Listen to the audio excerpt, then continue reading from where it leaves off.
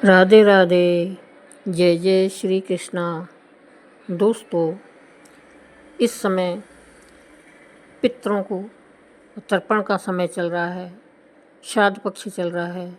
तो ऐसे में यदि आपके भी कोई पितृ दोष लग गया है तो व्यक्ति को पितृ दोष लगने पर उनकी तरक्की रुक जाती है।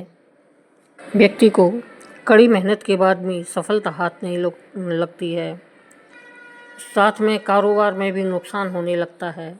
इतना ही नहीं, एक के बाद एक दुर्घटनाएं होने लगती है। तो यह सभी संकेत पितृदोष की तरफ इशारा करते हैं। और पितृदोष से मुक्ति के लिए पितृपक्ष की अवधि को सबसे उत्तम माना गया है। इससे आपको पितृदोष से मुक्ति के लिए पितृपक्ष में उनका तर्पण, पिंडदान और श्राद्ध कर्म जरूर करने चाहिए। पितृपक्ष में पीपल के पेड़ की पूजा जरूर करनी चाहिए। मान्यताओं के अनुसार पीपल के वृक्ष में पितरों का वास होता है। ऐसे में पितृपक्ष के दौरान सूर्य उदय से पहले उठकर स्नान आदि से निवृत्त होकर इसके बाद पीपल के पेड़ में जल चढ़ाना चाहिए। हो सके तो पीपल की 7 बार परिक्रमा करें। साथ ही पीपल के पेड़ के नीचे काले तिल डालकर सरसों के तेल का दीपक जलाएं और अपने पितरों को याद करें। इस उपाय से पितृ प्रसन्न होते हैं। पितृपक्ष के दौरान पितरों का नाम का दीपक भी जलाना चाहिए। पौराणिक कथाओं के अनुसार दक्षिण दिशा में पितरों की दिशा मानी जाती है। ऐसे में पितृपक्ष में रोजाना इसी दिशा में पितरों के नाम का दीपक जरूर जलाएं। दोस्तों, पितृपक्ष में हाथ में काले तिल लेकर दक्षिण दिशा की तरफ मुंह करके जल देने से भी पितर बहुत ही प्रसन्न होते हैं। अब हम सुनते हैं पितर पक्ष की एक कहानी। पुराने समय की बात है। एक गांव में मोहन नाम का एक युवक अपनी पत्नी और बच्चों के साथ रहता था। मोहन स्वभाव से धार्मिक और नेक दिल था, लेकिन उसकी ज़िंदगी हमेशा कष्टों से भरी रहती थी। उसकी खेती कभी अच्छी नहीं होती थी, व्यापार में घाटा होता था और परिवार में भी हमेशा लड़ाई झगड़े बने रहते थे। मोहन के पास धन की कमी थी और दिन रात प्रतिदिन उसकी परेशानियां बढ़ती जा रही थी। वह हमेशा सोचता कि इतनी ईमानदारी और परिश्रम के बावजूद भी उसके जीवन में सुख और समृद्धि नहीं आ रही है। एक दिन गांव में एक साधु महाराज का आगमन हुआ। वे पूरे गांव में अपने प्रवचन से लोगों को धर्म और जीवन की सच्चाइयों के बारे में बता रहे थे।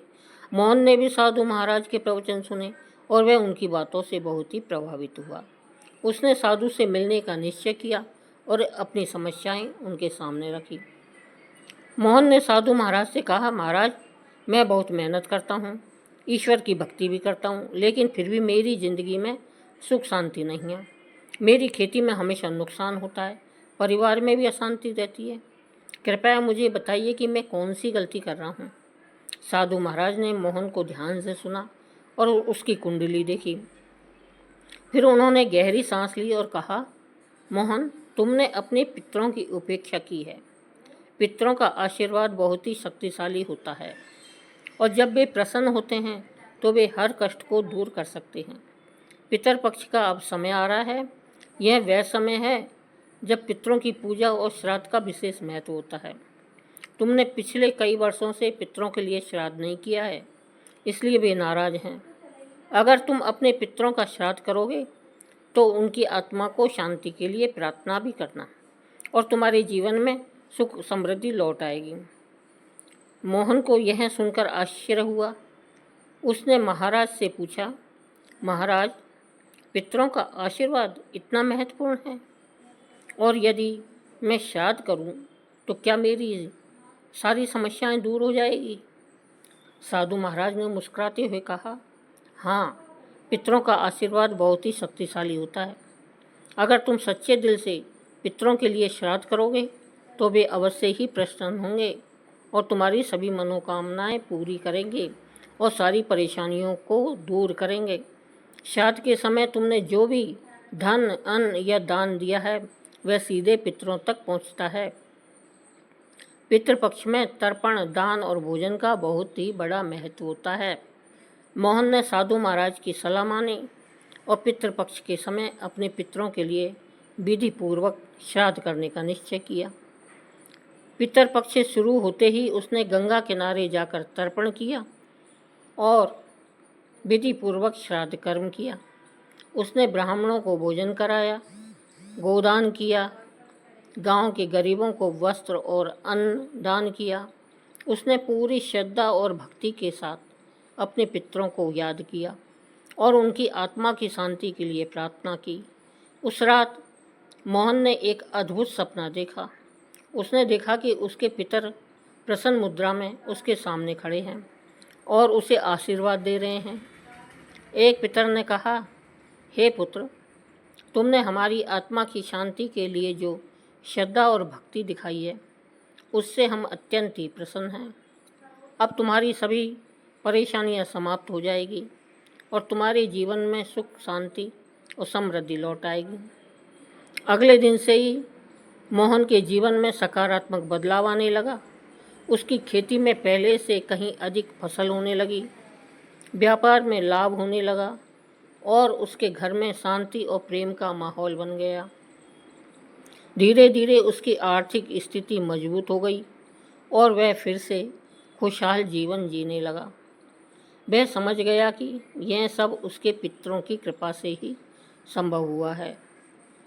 मोहन ने जीवन भर पितृपक्ष का पालन किया और हर साल अपने पितरों के लिए श्राद्ध और तर्पण विधि पूर्वक पूजा करता रहा। उसने अपने बच्चों को भी सिखाया कि पितरों का सम्मान और श्रद्धा बहुत ही महत्वपूर्ण है, क्योंकि पितर ही हमारे जीवन के मार्गदर्शक और रक्षक होते हैं। उनके आशीर्वाद से ही जीवन में समृद्धि और खुशहाली आती है। इसलिए हिंदू धर्म में प्राचीन काल से ही दान पुण्य का बहुत ही महत्व और विशेष फलदायी होता है, जिसमें सबसे बड़ा दान अन्नदान को माना गया है। इसलिए पितरपक्ष में हमको तन से, मन से, धन से अपने पूर्वजों का याद करना चाहिए और उनका सम्मान करना चाहिए, जिससे परिवार में सुख और समृद्धि आती है और खुशहाली बनी रहती है। दोस्तों, कहानी पसंद आई हो तो सब्सक्राइब करना, लाइक करना।